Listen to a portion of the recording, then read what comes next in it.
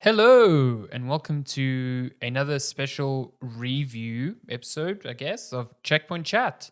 My name is Alessandro Barbosa. I'm joined by Eivor Figuera, Viking master Eivor Figueira. Viking Master The Matthew the Figuera. the long lost Portuguese Viking you didn't know existed. we, They should have an yeah. Assassin's Creed in Portugal. Should they? Portugal did I don't. terrible things during sailing errors. So, I mean, make the Portuguese Templars or something. you know, I'm thinking like, yeah, Portugal's rich with history, but I think more like the sailing side of stuff. Mm-hmm. Maybe Colonizing, maybe that new Ubisoft game, Skull and Bones, is actually a Vasco da Gama simulator. We Could don't know. you We don't imagine? know because we haven't DLC. we haven't seen much DLC of is it. like get the historic Vasco da Gama ship or Bartholomew Diaz ship. Comes with Round 5% the extra Cape of Good Hope. cannons. Extra Prego sauce. So wow, this derailed fast. We are here talking about a quite a big expansion to Assassin's Creed Valhalla called Wrath of the Druids. Is that correct? Yes. I keep forgetting the name, but that is correct. So it is 100% an expansion, not just a DLC, I guess. It's not just a small content drop. Wrath of the Druids is a full-on gameplay edition, if I could call it that, with its own separate setting, different island, different story, new characters. Mm-hmm. So the whole, for those of you who don't know, it takes place in Ireland. So Valhalla itself was set in Norway and England, and Wrath of the Druids takes you and your Eivor off to a very distant island, which is a smaller place than England in the game. Bless. But yeah, well, I suppose we'll get to that later.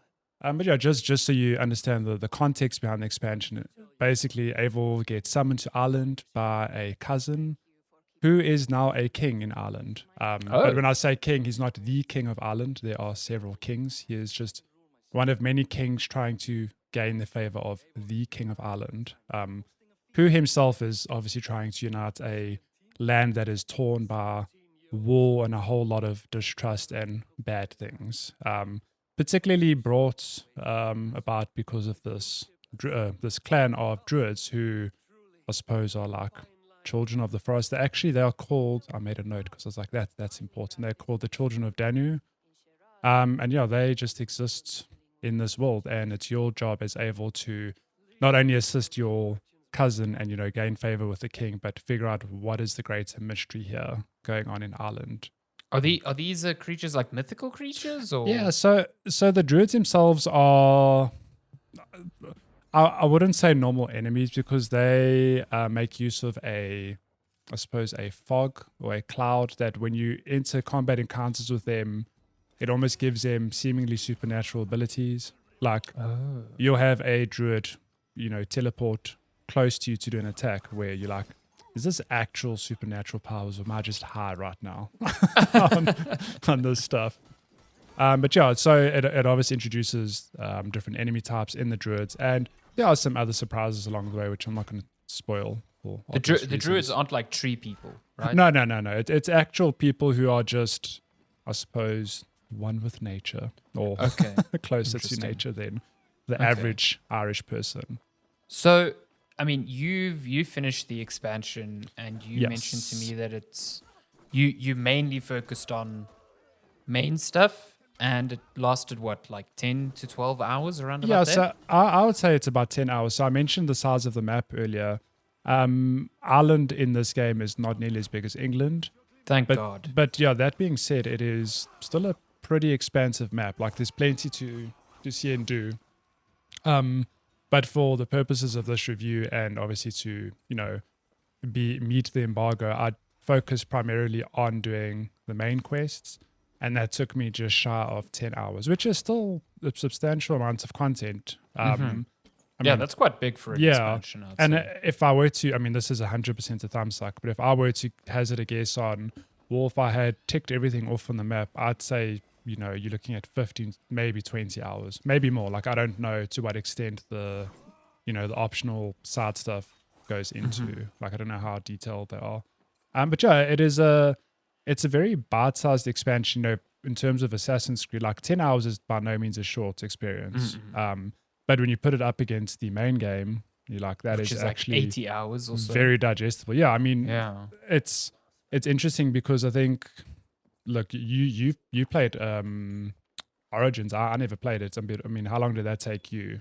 The Origins was around like 40, 50 hours. And then I feel Odyssey like Odyssey is where it started getting ridiculous. Yeah, like Odyssey, I know many people that I've spoken to, that I've seen on Twitter, like, oh, you set aside like a good 60 to 80 hours minimum for Odyssey. Casual, and and it's like that's a long time to spend in a game, which isn't a bad thing. But I mean, if you, I don't know, if you don't have that sort of time to just spare willingly, it does seem like a huge mountain. And Valhalla is I suppose it's a good middle ground between Odyssey and Origins, because like my playtime with Valhalla was 60 hours, and that was again primarily main quests, but I still sprinkled in a fair bit of side stuff in there. So 60 hours is like still a fair bit of game. And then when you come in with a little, inverted commas, 10-hour experience, it's actually very digestible. And I think that for me sort of marks this expansion as something that's ideal for people, not only who want more Assassin's Creed, but maybe people like you who want to get back into Valhalla, but the thought of putting in 60 hours like terrifies you. I just can't.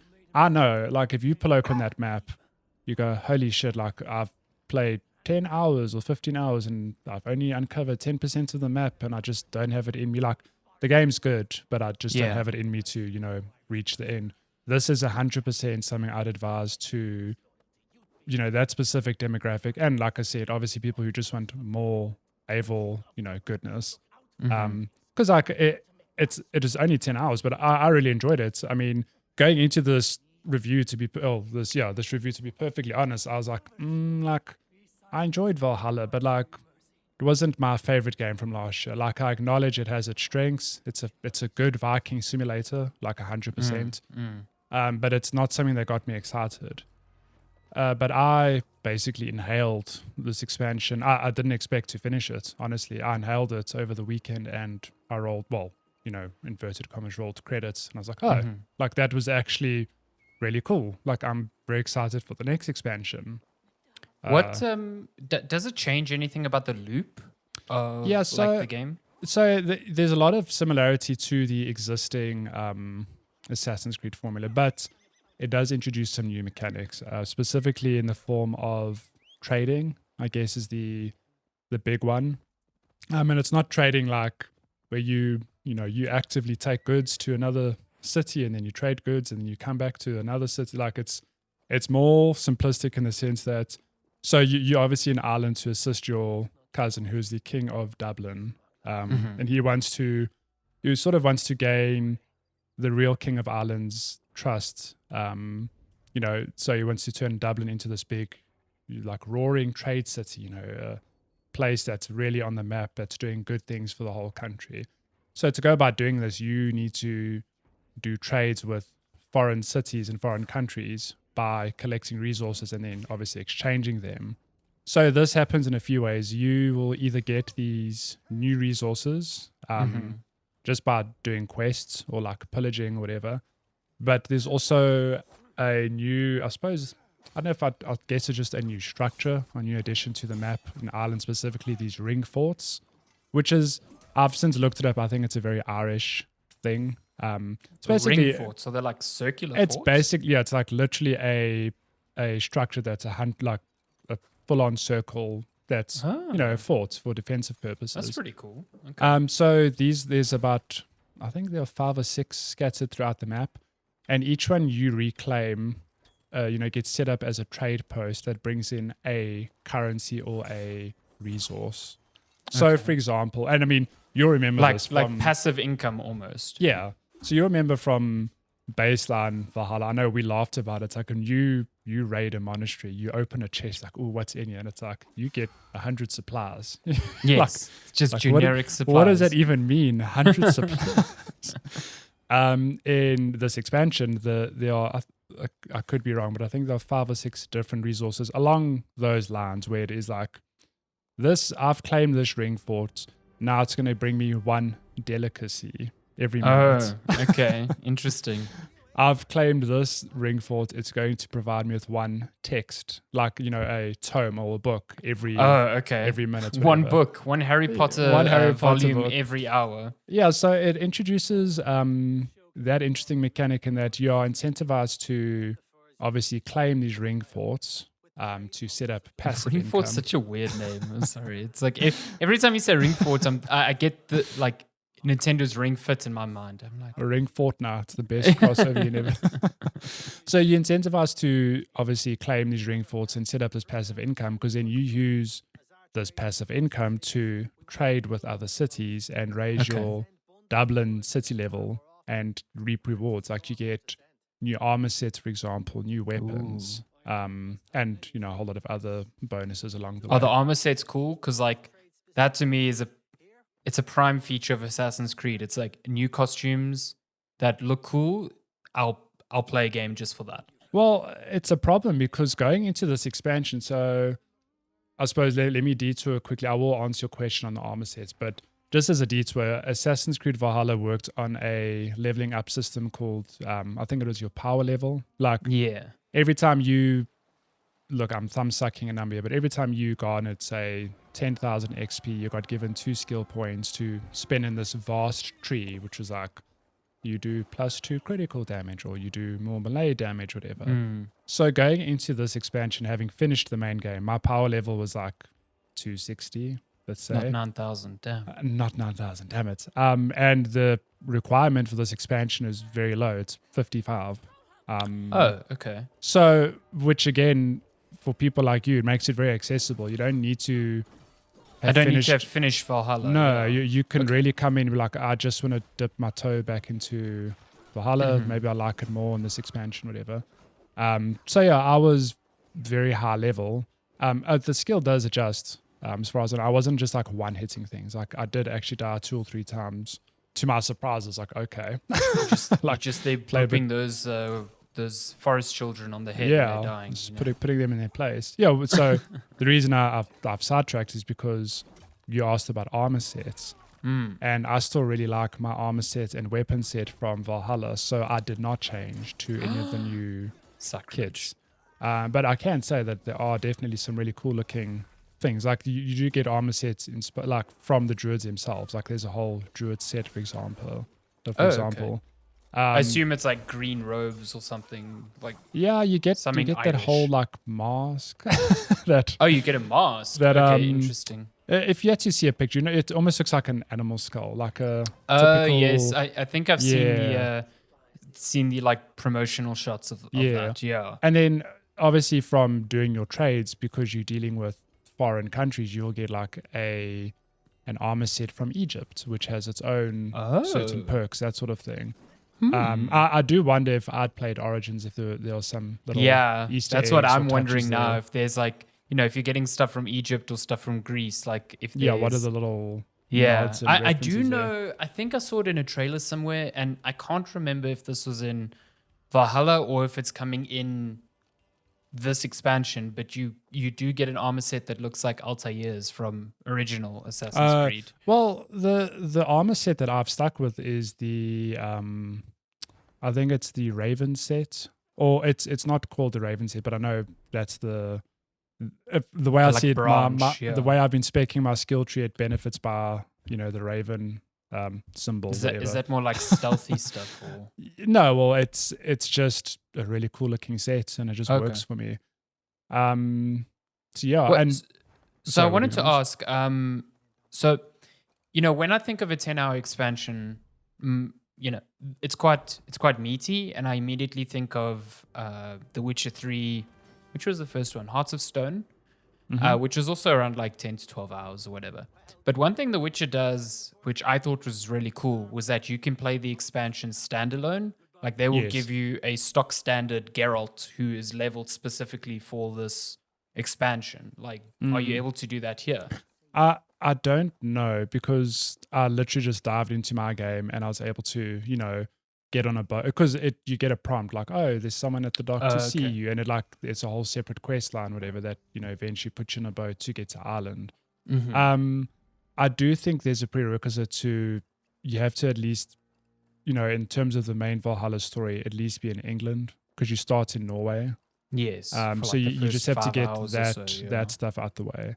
Okay. Which is like it's like the prologue really to that 2-3 game, hours. Yeah, it's not gonna set you back too much. And I think, coming as a newcomer to Valhalla, you're probably not gonna like buy the game to play the expansion unless you're like Irish and you're like, damn, I really want to see how they depicted Ireland. I was just thinking, like, if I wanted to jump back in but only play this expansion, like, could I do that? But without I wonder, having to mess around with my original game. Yeah, but I wonder because you've got your original game, you might just be able to get on the boat and do this thing. Because I don't know what power level you were, but I know I can't like remember. 55's relatively low. Like I don't think it's too much effort. I mean, So where does the story slot in then? So it's just like a completely separate thing. Okay. Like so it doesn't depend on like knowledge that you have from later in the game. No, not at all. Okay. It's I think it's been specifically made to be like either a welcome back for veterans or just for newcomers to just jump back in. Because even after having finished it, it's like, oh hey Eivor, like, you're always welcome in Ireland, but I know you have business in England. Like it doesn't go like, oh hey, I can't believe you did that in England and now you're here. It's like a complete separate thing. Okay, interesting. Yeah, sort of like a Horizon Zero Dawn's expansion. Like just a parallel venture, a little detour. And I must say, it really just scratched that itch because, like I said, Valhalla, as I acknowledge, it's a great game, but I think just its duration, like I got real fatigued. Like by the end of it, I was just mainlining it. I'm like, it was one of those things of like, I'm so close to finishing it. It's like I can't stop now. It's like I've put 40 hours into this game. Like I might as well just. And look, I enjoyed getting to the end of it, but it was the thing of like, I'm not going to do side stuff. I'm just ticking off the boxes here. But going into this expansion, like, it just really got me back into Valhalla. Like, there's a reason I just finished it this weekend. Like 10 hours again, not long, but for someone like me to sit over a weekend and commit to one single game for 10 hours, it's like a pretty good indication of like, hey, this grabbed my attention. No, as soon as you told me it was around like 10 hours or so, that's what piqued my interest because I fell off Valhalla because I didn't have the time commitment for it. I could just tell that, in a way, almost didn't respect my time. Like it really needed me to put in 60 to 80 hours. There was no real way to bypass that. Yeah, so, coming back to something that's a bit more palatable, because I still like the loop of Assassin's Creed, then, that gets me into that completely. Yeah, so in terms of story, it really is a thing of, you sort of, whatever, you get a story quest and it puts your marker somewhere on the map that's grayed out, whatever. And you obviously still have to make your way there. And you might see one of those neat little perches you have to climb up to synchronize with, to unlock more of the map. Like it's got all that stuff. And yeah, it's still got all this, like it's got some main city hubs that you can go and explore. There's no what's that board game called? Orlog? No. I didn't see any of that. I mean, unless I completely missed it. There's still That's drinking. Like one of the coolest but there's parts no of it. Yeah, I was like, like damn. I would take Orlog over the drinking minigame. Yeah. I was like, like that's disappointing. Yeah. But in terms of the actual story, like I don't want you to go in and be like, wow, I'm expecting an Academy Award winning story. Because it's not if that. Steven Like, Spielberg doesn't appear somewhere here, I'm going to be mad. What's Tom Hanks doing in this game? Like, why is he talking to that volleyball? Come on.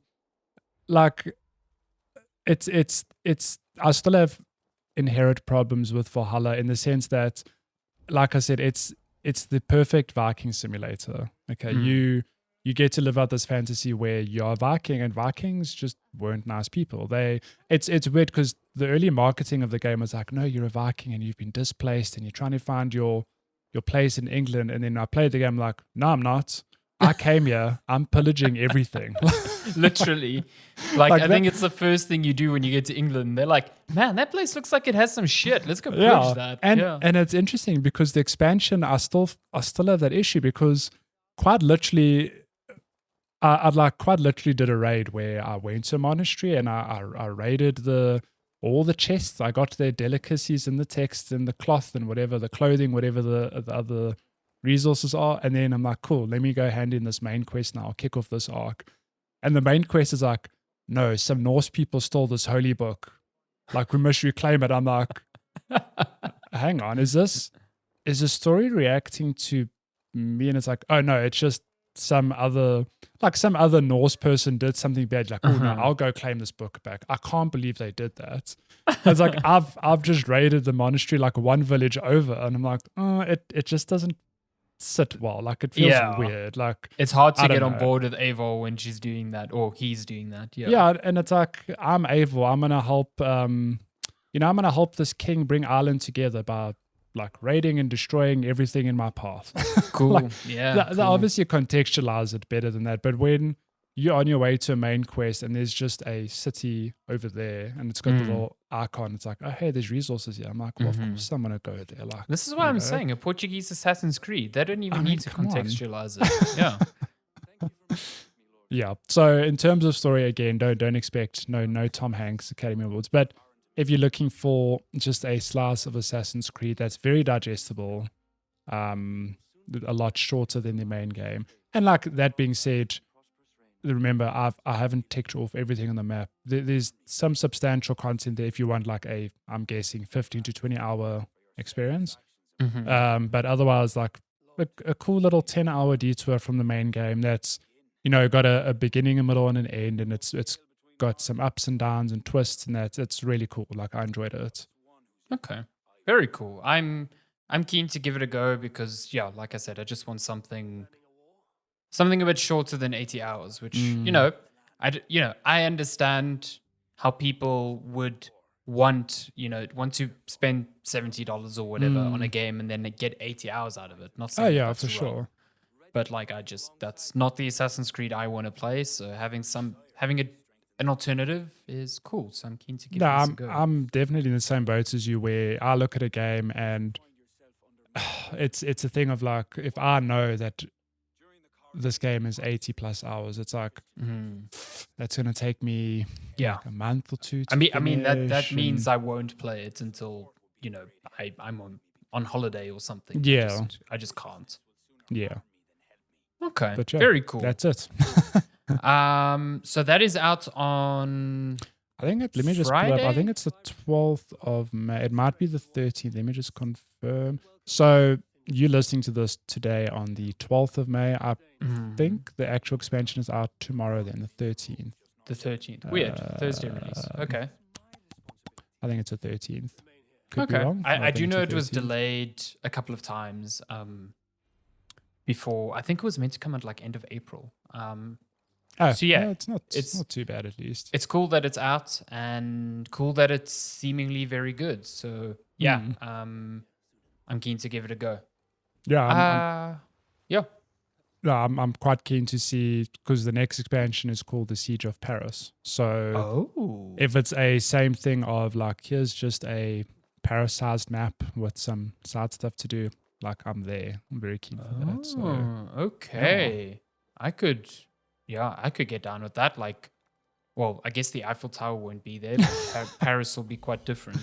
I mean, it might be there. You don't know. What time period is it set in? We don't know. That's also true. Yeah, Eivor just gets transported to the future. Goes back, yeah, my goodness. Yeah, that's Assassin's Creed Valhalla, Wrath of the Druids. Cool. Thank you so much for, diving deep into that. I'm keen to get my hands on it. If you want to hear more about Assassin's Creed or many of the other games that we play, and you're unfamiliar with Checkpoint Chat, we do a podcast that releases every Monday, weekly, where we just chat about what we've been playing, talk about news, and take your questions. So if you want to catch more of that, Checkpoint Chat on pretty much every social platform, and you can search for that wherever you get your podcasts. Yep. Sounds good. We're there. And we've got more stuff coming up. So yeah. If you like like this video, hit that subscribe, hit that like button. You can hit the dislike button. It doesn't matter. Do what you need It's all to do. good. It's all good. Just let us know you're there. Just give us a sign. Give us a sign of life. That's all we need. Yeah. Thank you so much, Matthew. Cool. No worries. Thank you for your Goodbye. time. Goodbye.